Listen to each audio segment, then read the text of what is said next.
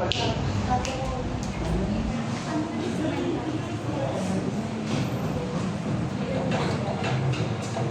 morning!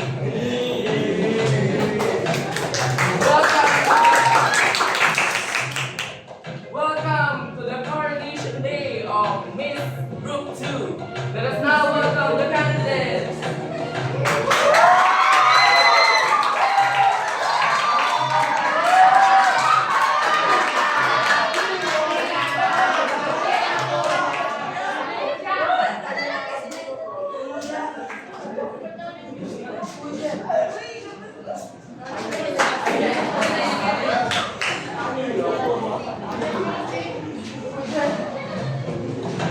Let's now welcome candidate number 1.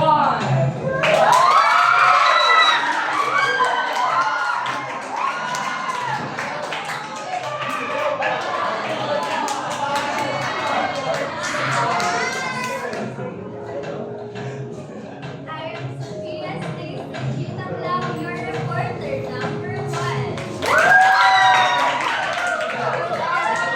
Candidate number 2.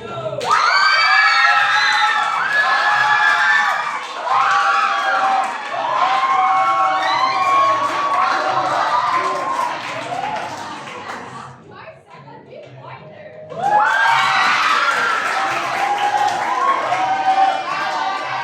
Candidate number 3.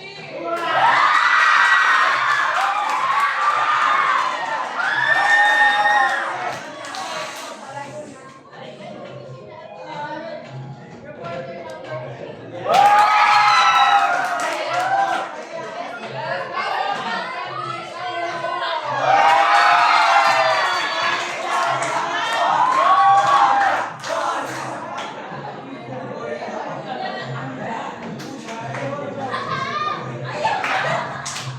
I am Christine Yulupol and your reporter for the month.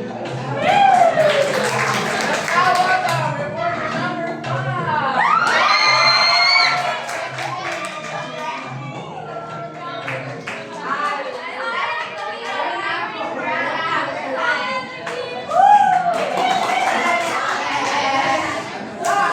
Finalist candidate number 6.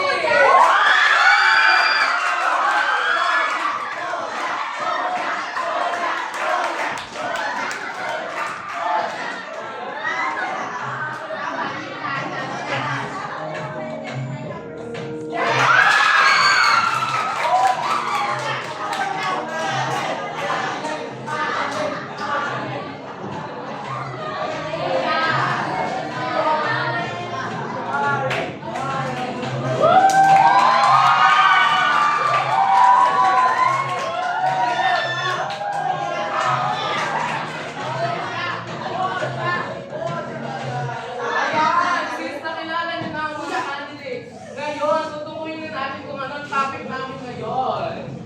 Ang topic namin ngayon ay performing, purchasing, and inventory of production materials. Ano nga ba yun? Sino may idea? Wala? Okay. Ang performing, purchasing, and sandali lang. Sa topic na ito, na i-discuss namin ngayon, we can make sure we buy the right materials in the right amount, at the best price, and at the right time. By balancing smart buying with good warehouse tracking, our company avoids running out of stock while saving money on storage. In short, we can prevent production delays, saves money, and help our business make a profit. Okay. Ayan. Sabi ko kanina, yung performing, purchasing, and inventory of production materials. This means buying, receiving, storing, and keeping track of the materials needed to make a product. Ito daw yung proseso ng pagbili, pag-receive, at pag-store ng materials na kailangan mo sa business mo o sa product mo. Ayan, maglalaro muna tayo. Ano yan? Sabi dito, guess the word by connecting the pictures. O Jel? Sourcing. Tama! O Jel, ano nga ba ang meaning ng sourcing? For me, sourcing is ito yung maghahanap or bumibili ka ng mga product or service. Tama! Sabi nga ni Pajel, Sourcing is the process of looking for and buying the materials or services needed for a business or a project.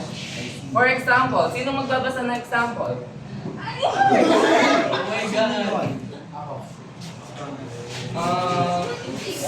Jansen. A furniture shop does sourcing by finding a supplier that sells good quality wood at a reasonable price. Ayan, thank you, Jansen. Susunod. Yan. Sino yan? Sir!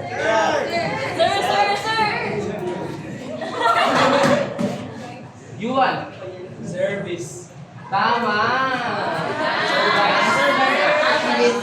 O, sino makakapagbigay ng meaning ng services? Andrew. Yung mga binibigay ng mga negosyante sa mga kliyente nila. Tama. Thank you, Andrew. Sabi nga ni Andrew, these are work or help provided to meet the person's needed. Ito yung binibigay ng isang tao. Kumari sa Jollibee, ng mga crew, medyo binibigay sila ng mga services. An example ng mga to, haircut, cleaning, teaching, and repair services. Next one. Sino? Adelaide.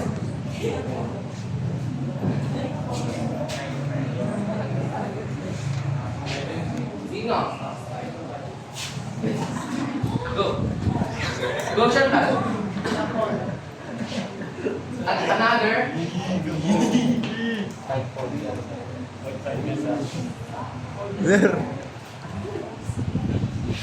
Jade.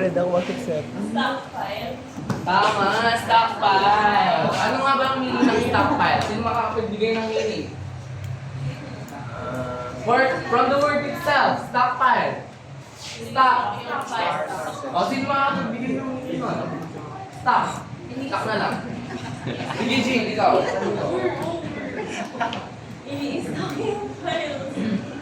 Organize, gano'n. O, sige, tama.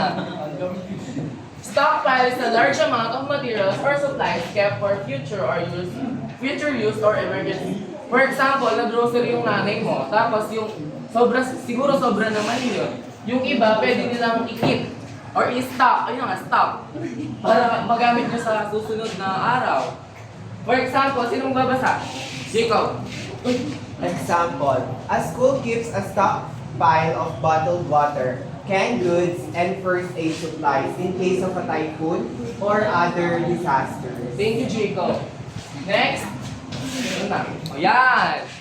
Calvin. Tama, ang galing ni Calvin. Kasi nung bibigay ng meaning ng inventory. Wala? Oh, Andrew, sige. Yung parang storage kung saan natin nilalagay yung mga products. Tama. Okay.